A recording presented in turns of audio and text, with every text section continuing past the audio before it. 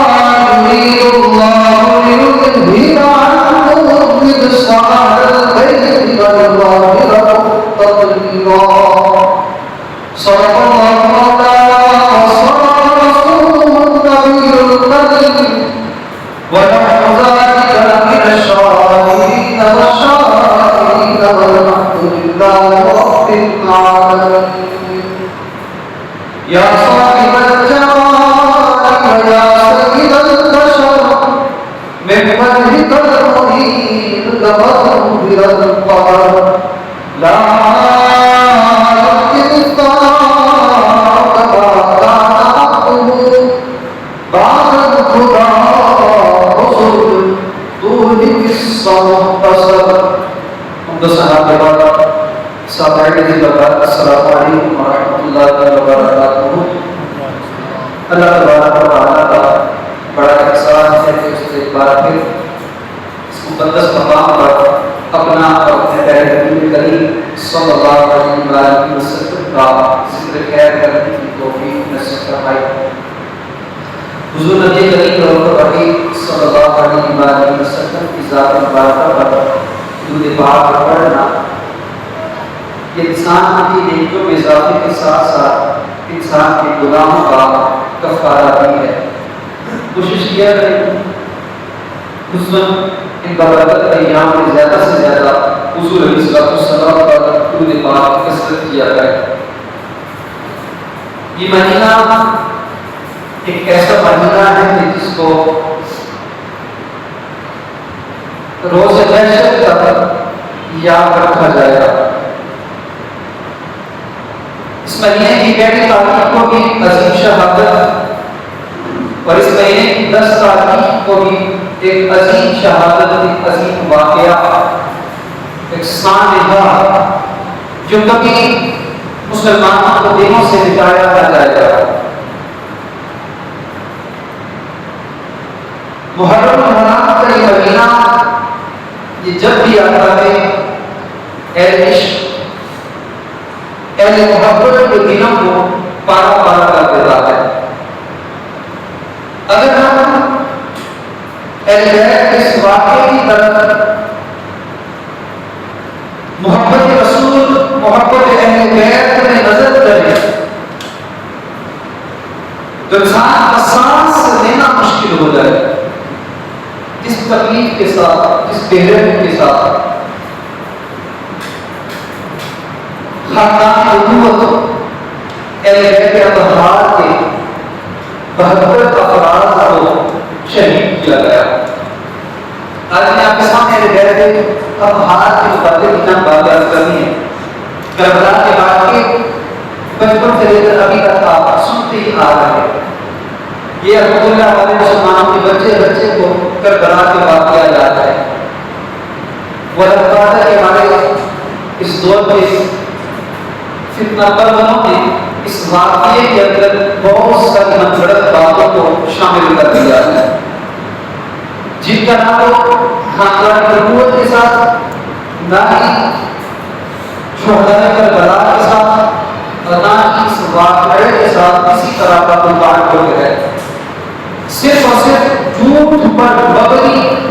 معاملات، کچھ واقعات صرف لوگوں کی واہ حاصل کرنے کے لیے، لوگوں سے پیسے بٹورنے کے لیے، اپنی مجلسوں کو چمکانے کے لیے بہت سارے غلط واقعات کو لوگوں کے سامنے بیان کر دیا. نہ تاریخ سے، نہ قرآن حدیث سے، نہ واقعہ کربلا سے، نہ خاندان نبوت سے کسی طرح کا کوئی تعلق بالکل ہی نہیں ہے.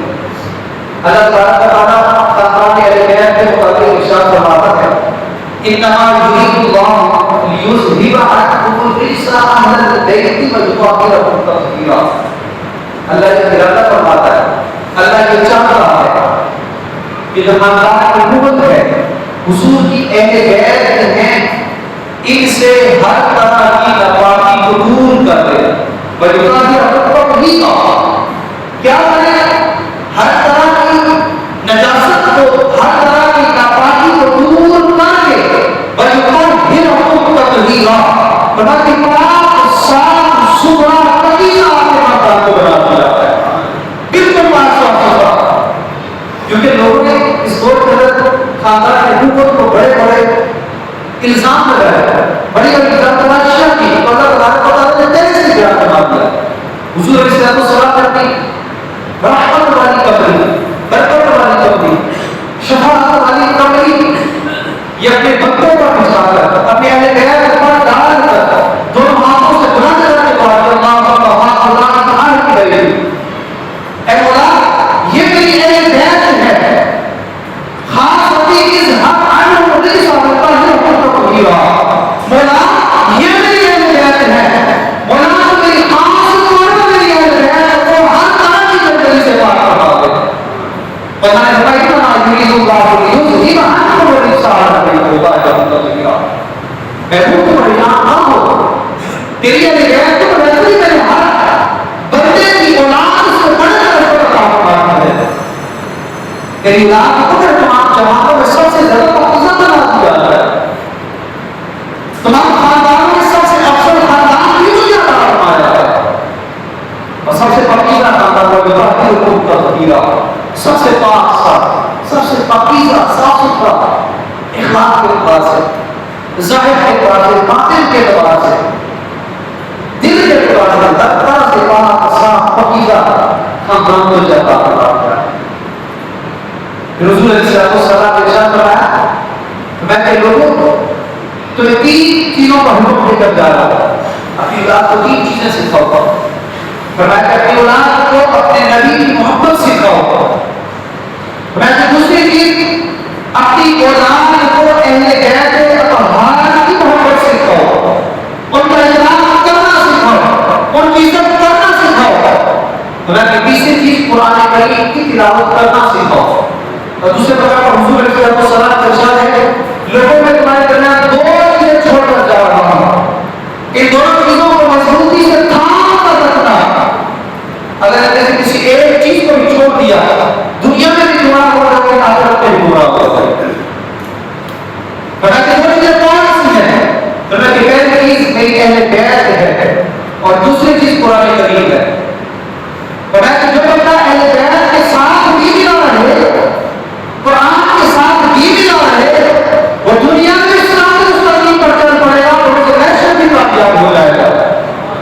جو جیسے کسی ایک کو لیتا ہے ایک کو چھوڑ دیتا ہے، وہ دنیا میں بھی گمراہ ہو جائے گا، آخرت میں اس کا ٹھکانہ جہنم بن جائے گا. اس نے دیکھنا کہ دونوں چیزوں کو تھام کر رکھ رہا ہے، کسی ایک کے اوپر نہیں جانا.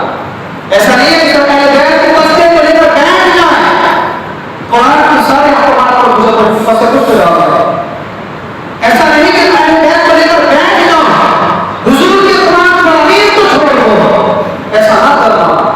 جو بندہ صرف ایک طرف ہو جائے گا وہ دونوں جہان میں گمراہ ہو جائے گا.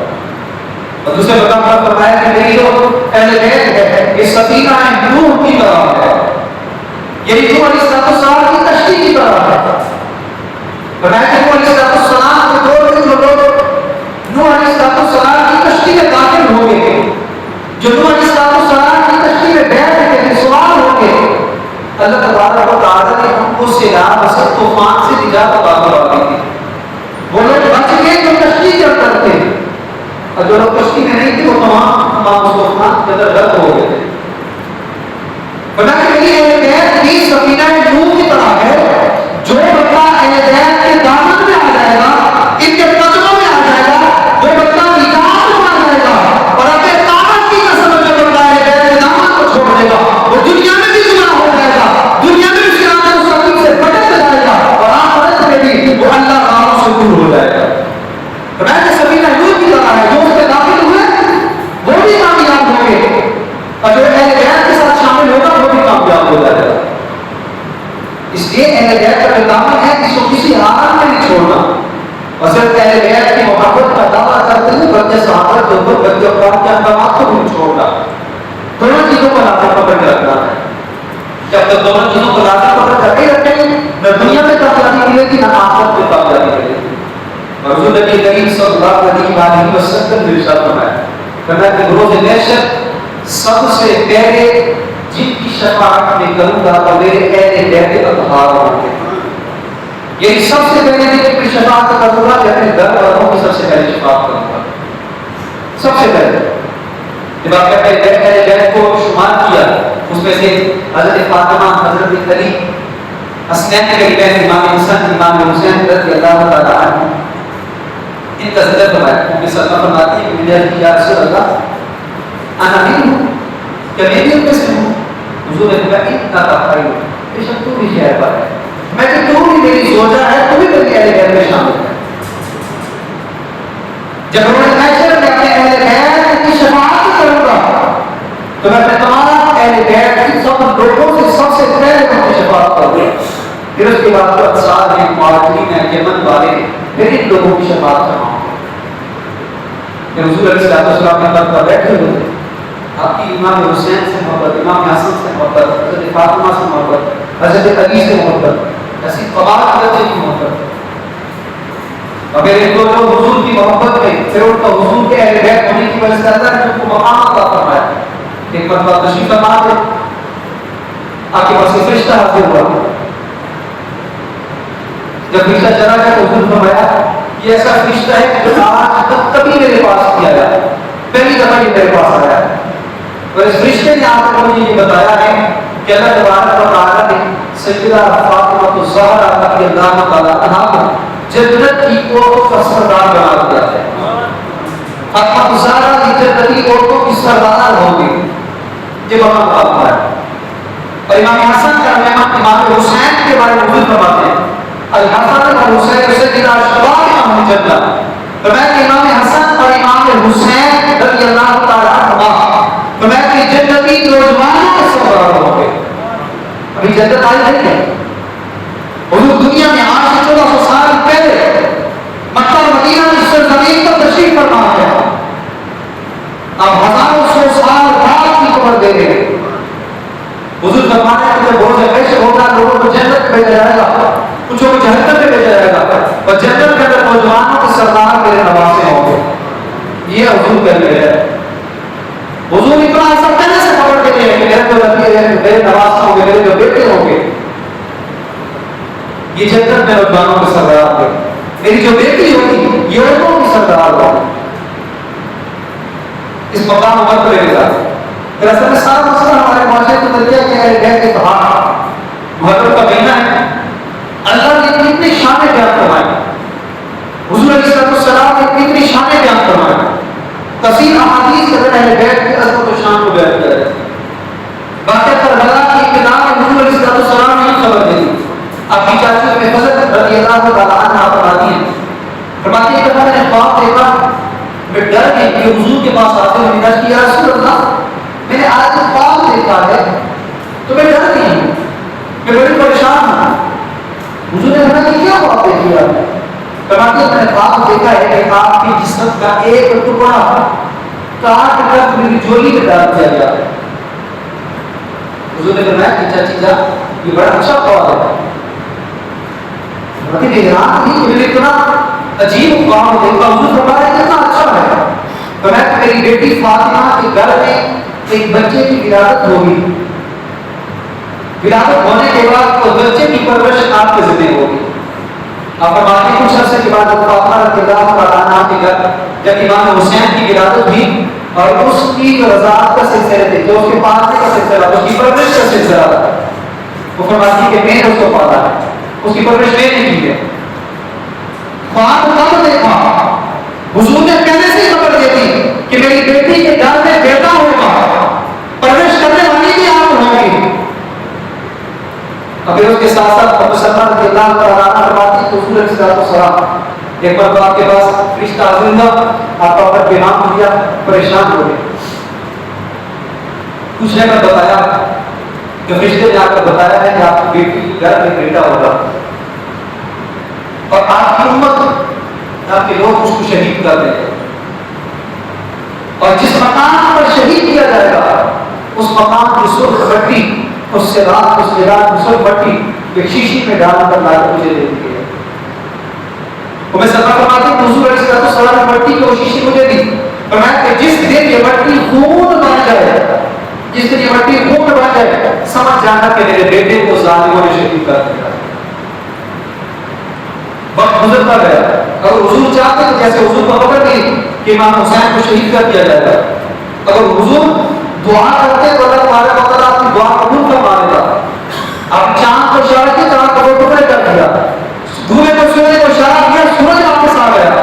اگر آپ دعا کرتے تو امام حسین شہید ہونے سے بچ سکتے تھے، لیکن اللہ کا محبوب وہی ہوتا ہے جو اللہ کی رضا میں راضی رہتا ہے۔ آپ تو چھوٹی سی تکلیف آ جائے آپ تو اتنے پریشان ہو جاتے ہیں، ان کو یہ معلوم ہے کہ میرا یہ بیٹا، میرا یہ نواسا یہ دن آئے گا کہ میری امت کے لوگ ہی اس کو شہید کر دیں گے اور بڑی بےغیرتی کے ساتھ شہید کریں گے۔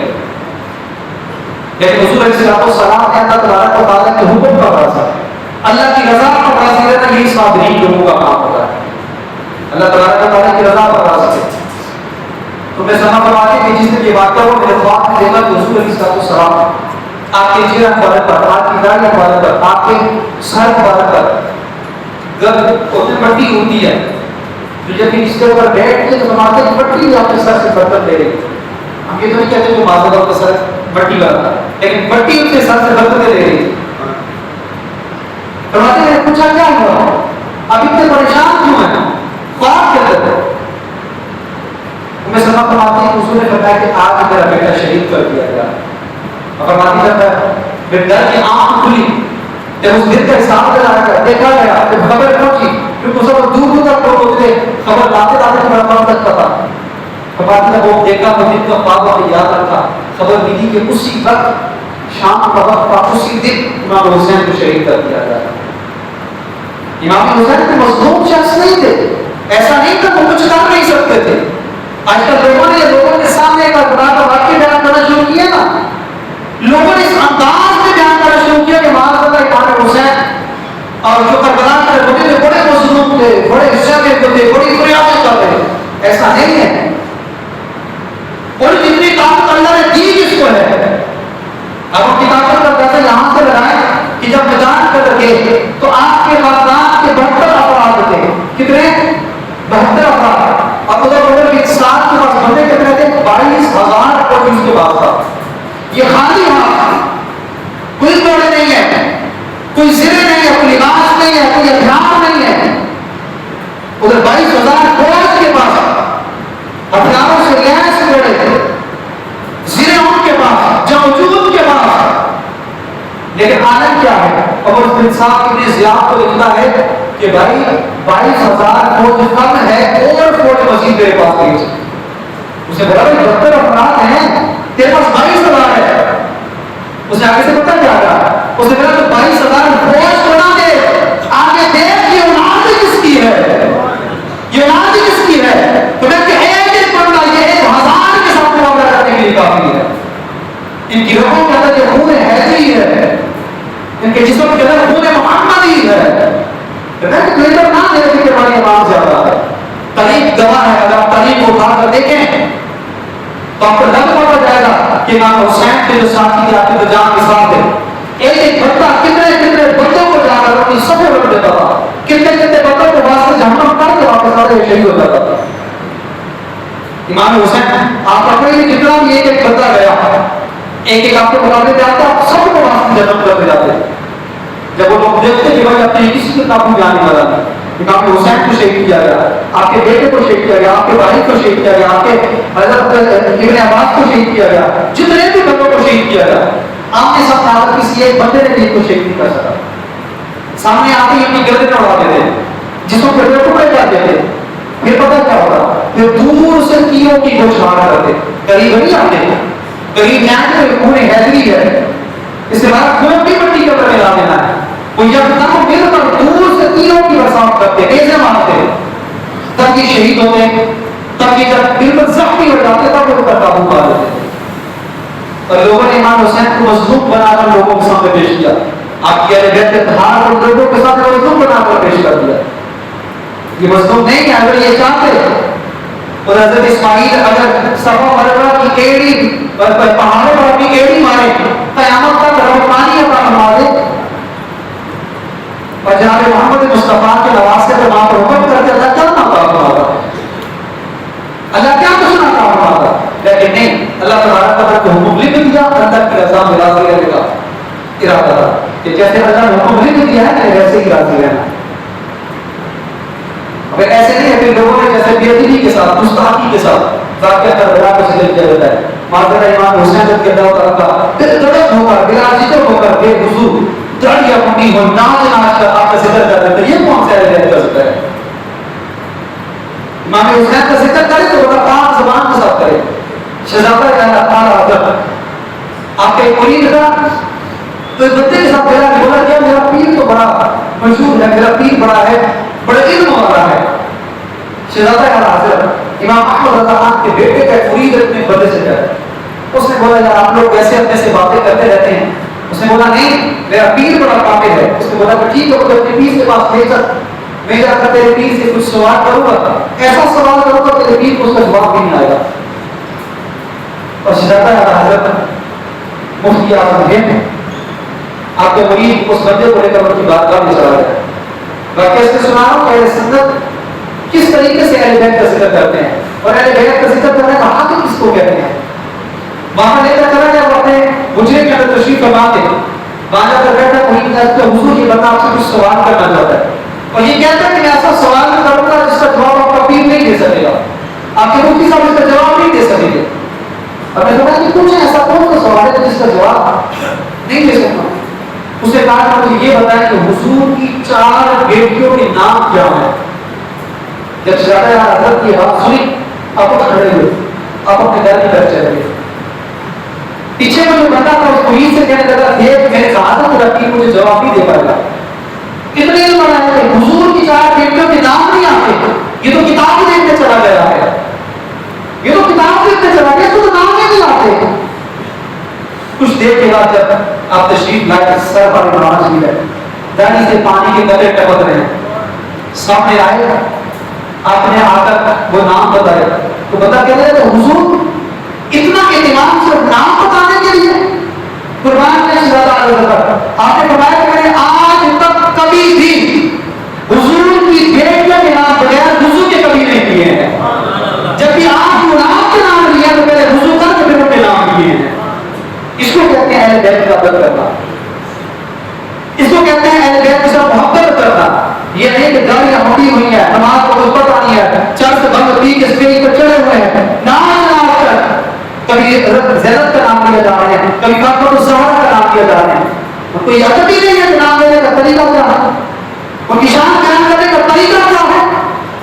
علی علی ہم بھی کرتے ہیں, جناب فاطمہ کا نام ہم بھی لیتے ہیں, سیدہ زینب کا نام ہم بھی لیتے ہیں. اہل بیت کے نام جان سے جیسی محبت دنیا میں بھی بندہ نہیں کرتا ہوگا.